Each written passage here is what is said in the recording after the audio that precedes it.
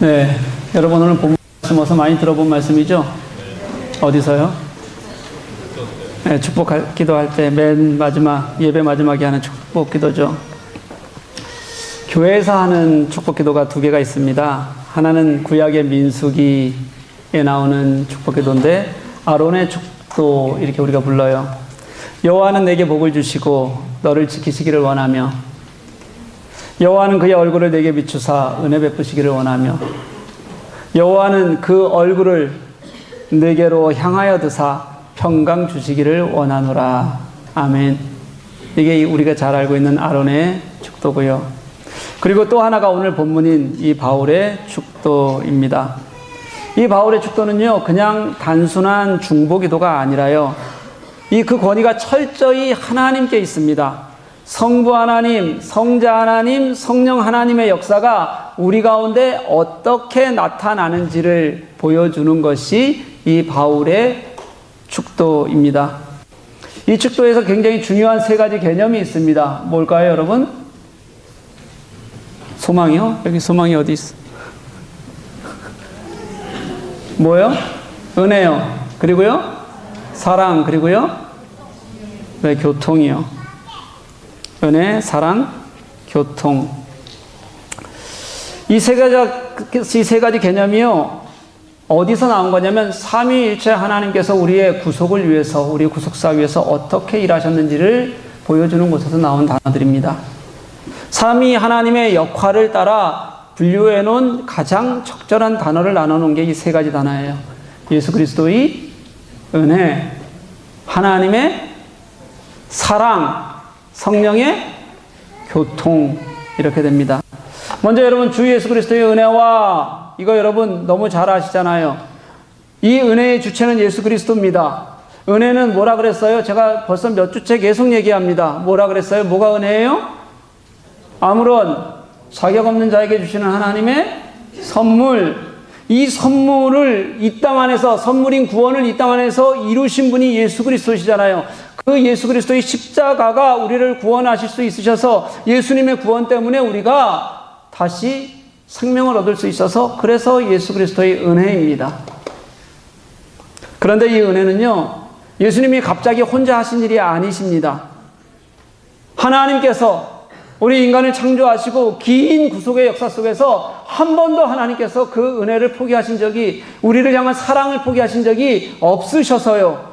그래서 그리스도 예수를 이 땅에 보내신 것도 하나님의 사랑 안에 있는 것이라서, 그래서 우리는 하나님의 사랑 이렇게 부릅니다. 이 두 가지 의미는 그리 어렵지 않잖아요. 그렇죠?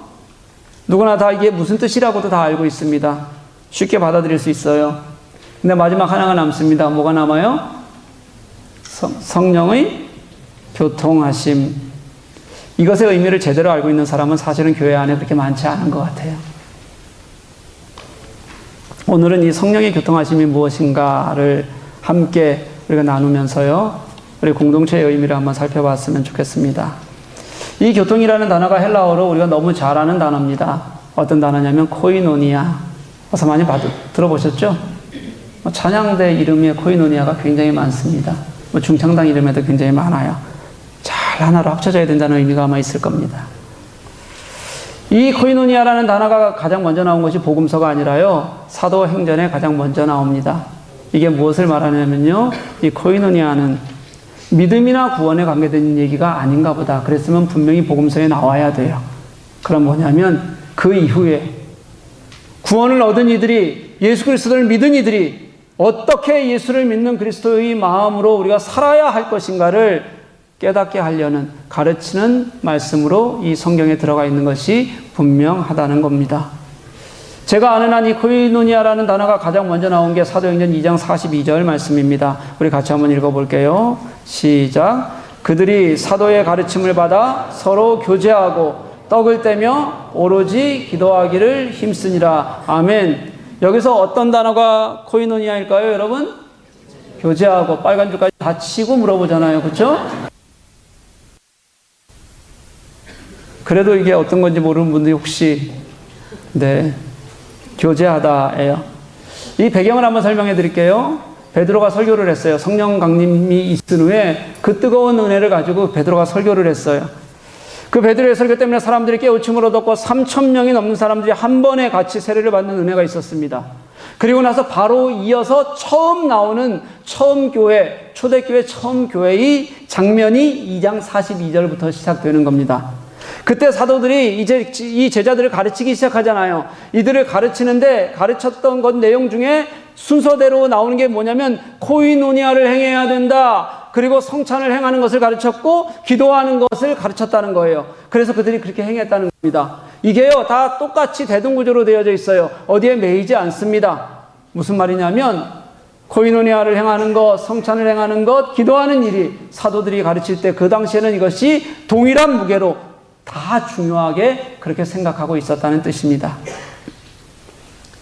그럼 그게 뭔데 그렇게 중요했을까? 이 코이노니아가 실제 삶에서 나타나는 모습을 한번 보면요, 그 다음 절인 2장 43절 말씀부터 계속되는데요. 그 2장 43절 이후의 말씀 속에 중에서 44절 말씀을 보면 물건을 통용했다라는 말씀이 나와요. 여기서 통용하다의 어떤 단어가요? 통용이라는 단어가 뭐예요? 코이노니아입니다.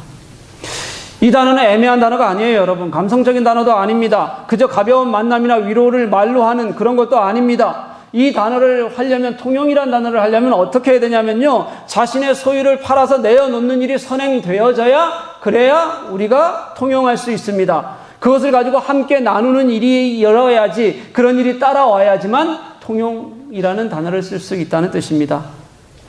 그렇게 함께 통용했던 사람들이 그 다음 말씀들을 보니까 날마다 한 마음으로 성전에 모이기를 힘썼다. 또 집집마다 돌아가면서 떡되고 기쁨과 순전한 마음으로 함께 음식을 먹었다. 그렇게 말씀은 기록합니다. 이게 코이노니아예요. 그래서 이 코이노니아는요, 당시 처음 교회를 세워가는, 공동체를 만들어가는 힘이었다. 성경은 곳곳에서 이렇게 우리들에게 가르쳐줘요. 처음 예루살렘 교회가 그랬어요. 그런데 여러분, 그렇지 못한 교회도 있었습니다. 여러분들이 알고 있는 그렇지 못한 교회의 대표적인 교회가 어딜까요? 어디요? 고린도 교회예요. 어땠어요? 똑똑한 사람들이 너무 많았습니다. 한마디로요. 꼭 우리 교회 같은 거죠. 뭐 그렇게 똑똑한 사람들이 많은지. 우리 교회가 다른 것도 있습니다. 은사가 넘쳤어요. 그런데 여러분 생각해 보십시오. 똑똑한 사람들도 많아요. 은사도 넘쳐났어요. 신유의 은사도 곳곳에 보여요. 고린도 교회가 가졌던 은사 중에 신유의 은사가 분명히 많았을 거예요. 그런데 신기한 교회에 가난한 사람들도 너무 많았어요. 그런 교회 병자들도 너무 많았어요. 이런 일도 있어요. 주의 만찬에, 그러니까 같이 성찬을 하고 음식을 나눠 먹는데 주의 만찬에 참여하는데 한 부류가 먼저 와서 성찬을 하고 공동 식사를 하는데 하나도 남기지 않고 다 먹어버려요. 아주 맛나게 자기들이 준비해온 것을. 그럼 뒤에 오는 사람들은 어떡하죠? 교회 안에 그때는 먹으러 와요. 진짜 먹으러 오는 사람들이 되게 많았어요. 근데 그들이 쫄쫄 굶는 거예요. 왜 먹으러 왔어요? 왜 교회에 먹으러 왔을까요? 먹을 게 없어서요. 근데 그 사람들은 와서 쫄쫄 굶는 거예요. 부유한 사람들이잖아요. 그런 사람들은 시간에 얽매이지 않습니다. 자기 마음대로 할 수 있어요. 그러니까 모일 수 있는 시간에 자기들이 먼저 와서 우리끼리 모여서 주의 만찬을 나누고 그리고 그들이 준비한 것들을 다 먹어버려요. 그런데 가난한 사람들이요, 종이요, 몇 시간이라도 더 일해야 먹을 수 있는 사람들이요, 그런 사람들은 그러고 나서 교회에 왔는데 그 교회에 왔는데도 아무것도 남아있지 않는 빈 그릇들을 보면서 자신의 삶이 부끄러워지는 거예요. 그게 고린도 교회였어요.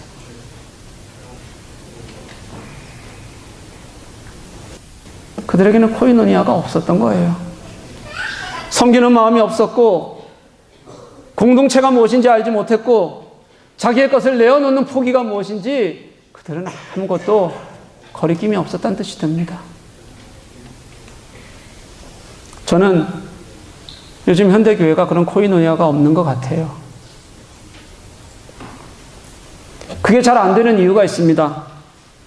왜냐하면 아주 간단히 쉽게 말하면 코이노니아를 이루려면 돈을 내야 돼요. 시간을 내야 돼요. 아무런 대가를 바라지 않는 헌신을 해야 됩니다. 성령의 교통하심이라고 말할 때는요, 여러분, 성령께서 이미 우리들에게 많은 것을 치르셨고, 그리고 지금도 치르고 계신다는 것을 전제하고, 그 성령께서 우리들에게 주시는 은혜를 말하는 겁니다.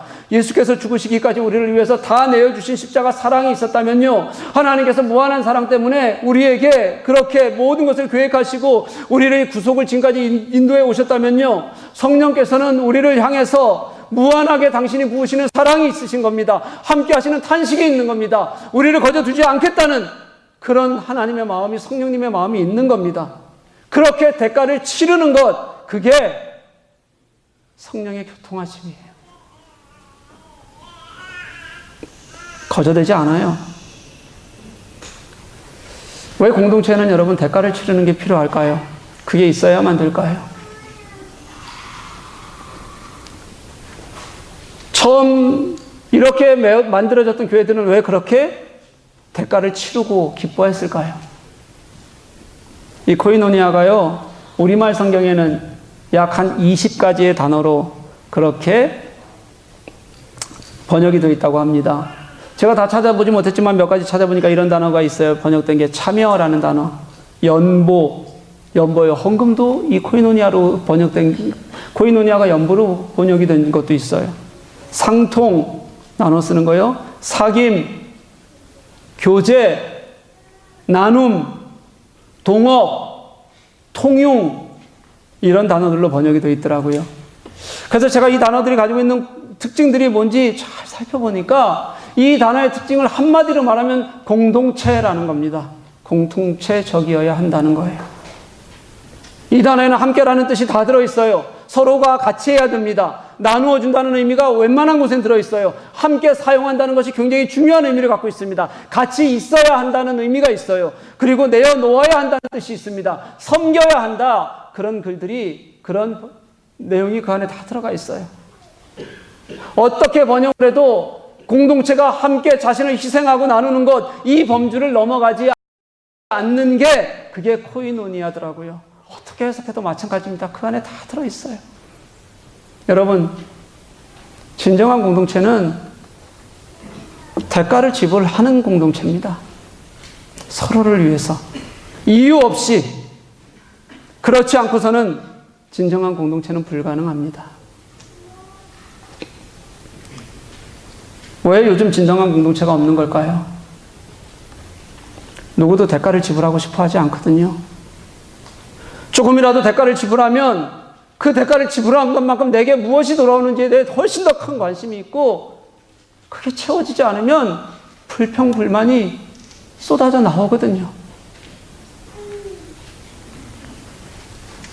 오늘 다시 본문의 축도로 한번 돌아가 볼게요. 바울은 그렇게 문제가 많았던 교회에, 고린도 교회의 모습을 아는데도 불구하고 그는 마지막에 그렇게 축복을 기도하는 겁니다. 그들에게 성령의 은사는 넘쳐났지만 그게 개인의 은사에 머물렀고요. 공동체를 살리는 일이 되지 못했고요. 차라리 공동체의 문제를 만드는 어려운 일로 그렇게 만들어졌으니까 사도 바울은 그렇게 말하는 겁니다. 너희 속에 성령이 있습니까? 그러면 우리 속에 교통하시는 성령님을 찾아야 합니다. 성령의 교통이 성도 간의 코이노니아로 채워져야 그게 진정한 공동체입니다. 그런 소망이 있으니까 사도 바울은 마지막에 그런 교회를 향해서도 그렇게 예수 그리스도와 하나님과 성령님의 온전한 주권을 선포하고 있는 겁니다. 성령 공동체라면 서로가 서로를 위해서 대가를 지불하고 그 대가를 위해서 나의 것을 기꺼이 포기하는 마음, 이것이 있어야 한다고 선언하는 것이기도 하다는 거예요. 제가 두 가지 이야기를 좀 들려주려고 합니다. 이 코이노니아와 관계해서. 하나는 어디서 읽은 글이에요. 내용이 이래요.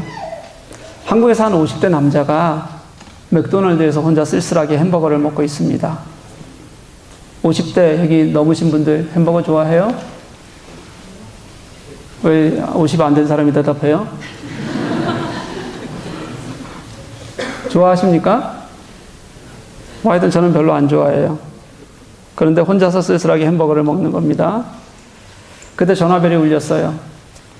전화벨이 울리자 갑자기 태도가 바뀌었어요. 밝은 목소리로 전화를 받습니다. 그래, 공주님. 거기는 어때? 잘 지내고 있지? 그럼 아빠는 잘 지내고 있어.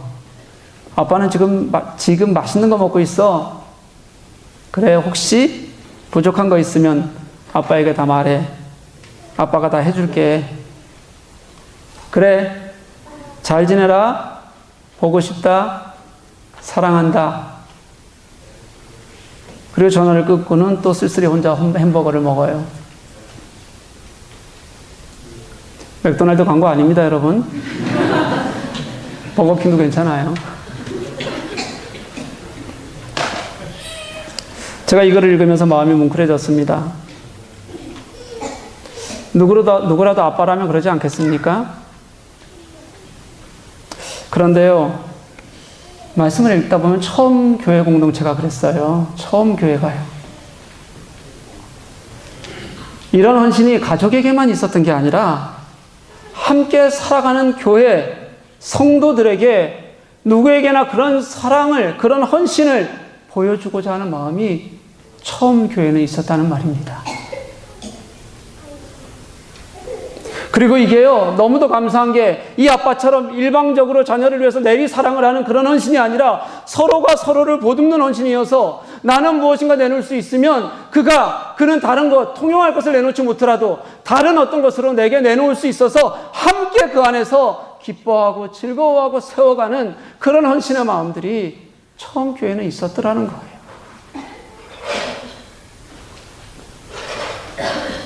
함께 먹는 즐거움들이 그래서 있는 거예요.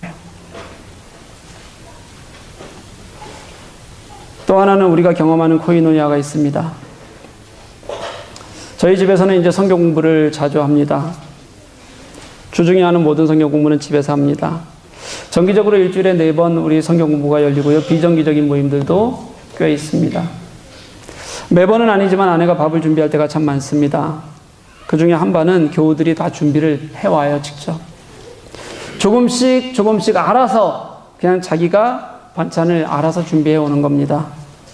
그렇게 하나하나 모이다 보면 제법 깔끔한 식탁 하나가 이렇게 차려지게 돼요. 그렇게 서로가 함께 준비한 밥을 같이 먹는 게 얼마나 큰 즐거움인지 몰라요. 서로가 서로 것을 보면서 맛있다고 해주고 꼭 배우지 않아도 될 것만 레시피도 달라 그러고요.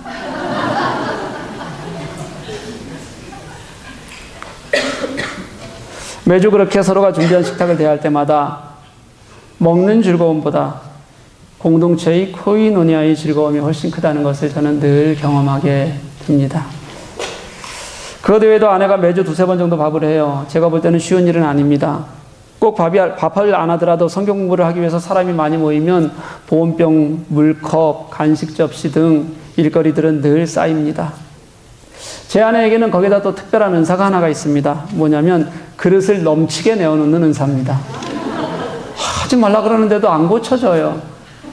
7명이 모이는데 1리터짜리 칸네가 왜 6개가 나와야 됩니까? 여러분 이해가 돼요? 하여튼 그렇게 그릇을 내어놓는 은사가 다 설거지거리인데요. 그런데도 참 기쁘게 해요. 싫은 마음이 전혀 없습니다. 피곤할 때가 있어요. 그러다 피곤하면 역시 제 밥은 잘 안 차려줄 때가 많지만 그래도 매주 계속되는 섬김에는 거침없고 기꺼운 마음이 늘 있습니다. 그래서 서로 기뻐하고 또 마음이 삶으로 나타나 섬겨주는 것, 저는 이게 우리 서로에게서 느끼는 코이노니아다 그렇게 생각이 듭니다. 그런데 처음 교회의 코이노니아는 이거보다 더 나아가는 겁니다.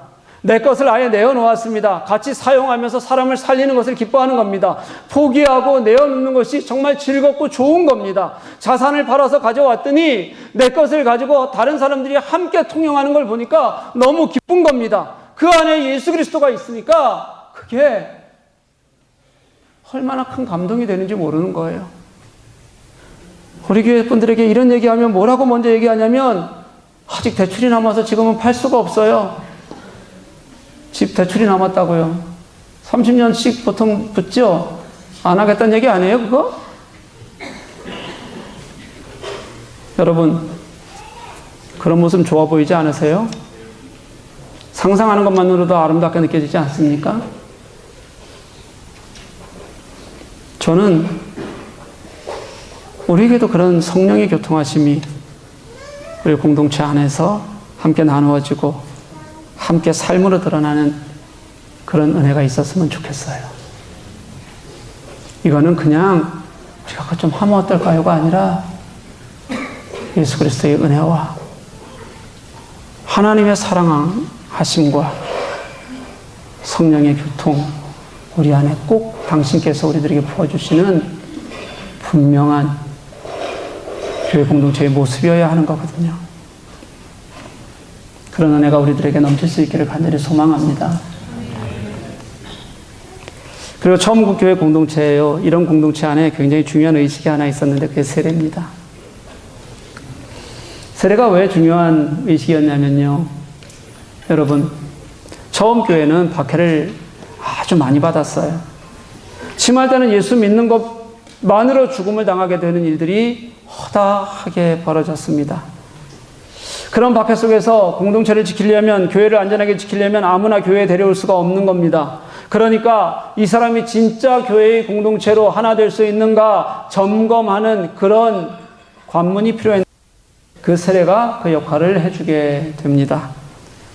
그러니 세례 받기가 그렇게 쉽지 않았습니다. 보통 세례 준비 기간이 그렇게 해서 공동체로 들어오는 게 최소 3년이 걸렸습니다. 3년이요. 그 준비는 또 누구나 그냥 마음만 먹으면 할 수 있는 게 아니라서요. 하나님의 뜻에 맞지 않는 삶을 가진 사람들, 그런 직업을 가진 사람들은 그 직업을 포기해야 했습니다. 창녀들이나 포주들, 그리고 검투사들, 마법사들, 점쟁이들, 성경에서 인정하지 못하는 것들, 하나님의 뜻에 어긋난 직업을 가진 사람들은 직업을 포고하고 나서야, 그래서 바로 직업을 갖지 못하면 굶주리고 나서라도 그래서 교회에 들어올 수 있었습니다. 교육을 받다가 이제 세례식에 가까워지잖아요. 그러면 당신은 정말 과부를 돌봤습니까? 당신은 고아를 돌보는 일을 하고 있습니까? 당신은 병자들을 신방하는 일에 마음 쓰고 있습니까? 당신은 어떤 선행을 하고 있습니까? 직접 구체적으로 확인했고, 그렇게 확인하는 걸 통해서 진짜 그리스도인 마음이 무엇인지를 깨닫고 들어오게 했어요. 과정이 복잡했고 실제적인 삶의 변화가 있을 때 가능한 일이었다는 뜻입니다. 그리고 나서 이제 세례를 받는 거예요. 어떻게 받냐면 지역마다 또 시기마다 세례 방법들이 많이 달랐는데요. 가장 흔했던 방법이 이런 방법이 있습니다.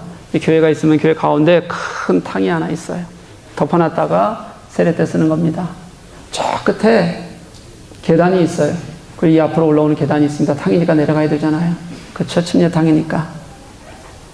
저 끝에서부터 걸어오면서 이렇게 외칩니다. 나는 이제 세상으로부터 죽습니다. 나는 이제 세상으로부터 죽습니다.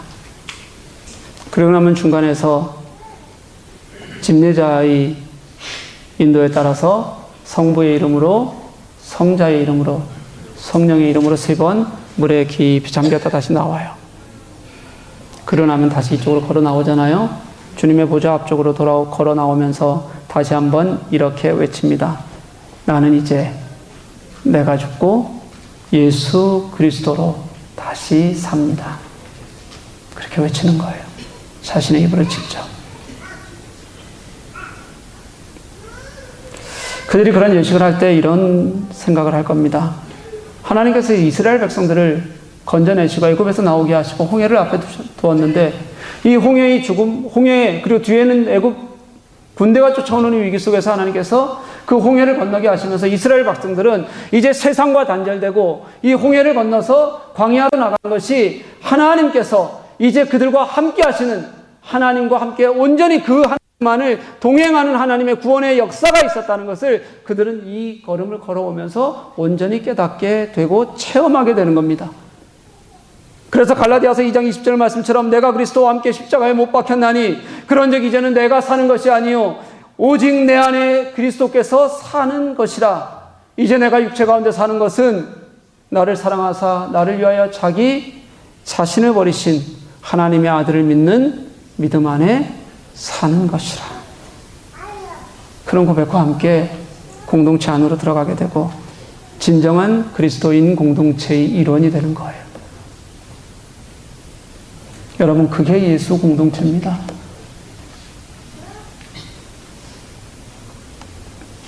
그런데 한국교회는요, 세례를 주면서 개인의 구원에만 초점을 맞췄어요. 그래서 너 회심했니? 또 은혜 받았니? 네 내면의 변화는 있니? 그렇게 묻습니다. 처음 교회도 그것을 게을리했던 것이 아닙니다. 예수의 이름을 부르는 것, 그가 십자가로 내 구주가 되셨다는 것을 온전히 마음에 고백하는 것은 너무 당연한 고백이었고요. 거기서 하나를 더 나아가서 더 중요하게 생각하는 것이 무엇이었냐면 예수 공동체니까 이 예수께서 이 땅을 어떻게 사셨는지, 예수 공동체니까 그 예수께서 오늘 우리에게 어떻게 살게 하시는지 성령께서 그것을 우리들에게 깨우치시고 그렇게 공동체의 삶으로 함께 살게 하시는 그 교통의 은혜를 깨닫게 하는 거예요. 내가 성도로서 함께 그 안에 동참하겠습니다. 내가 그 안에서 주님을 함께 살아가겠습니다. 고백하게 하고 그 고백을 온 교우가 함께 보는 겁니다. 작은 공동체지만 보는 거예요. 같이 보면서 그 고백을 기뻐하고 함께 그 안에 살겠다고 함께 노래하는 것, 그게 세례라는 거예요. 사랑하는 교회 여러분, 우리 교회 공동체 아닙니까? 아주 우리가 흔히 하는 말로 예수 그리스도께서 핏값으로 세우신 교회 아닙니까? 우리에게는 공동체의 모습이 있습니까? 여러분 혼자가 아니어야 합니다. 혼자서 너무 외로워하지 말아야 합니다. 혼자서 여러분 너무 고통스러워하지도 말아야 합니다. 혼자라고 생각하는 마음도 없어야 합니다. 누군가가 보듬을 때 가능한 일이죠. 누군가가 섬길 때 가능한 일이죠. 누군가가 찾아갈 때 가능한 일이죠. 성령의 교통하심, 서로에게서 그 섬김과 은혜를 경험하고 살아가는 공동체는 그렇게 만드는 거예요. 내어놓는 거고요. 섬기는 거고요. 때로는 내 살을 도려내서 내가 어떤 성도를 살릴 수 있으면 그 살을 도려내는 게 내게 기쁨입니다라고 고백할 수 있는 것이 주님께서 세우신 공동체예요.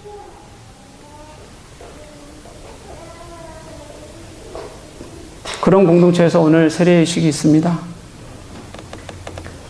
예수 이름 안에서 서로가 진실된 하나됨을 이루겠다고 고백하는 날입니다. 여러분, 세례 받으시는 분들, 입교하시는 분들은 이러한 세례의 의미를 잘 기억하셨으면 좋겠습니다.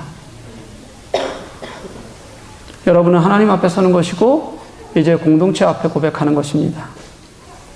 그리고 우리 교우들은 이들을 진짜 처음 교회에서 경험했던 하나님 세우신 교회의 공동체로 함께 기뻐하며 섬길 수 있기를 간절히 소망합니다. 여러분, 그렇게 마음 다해야 합니다.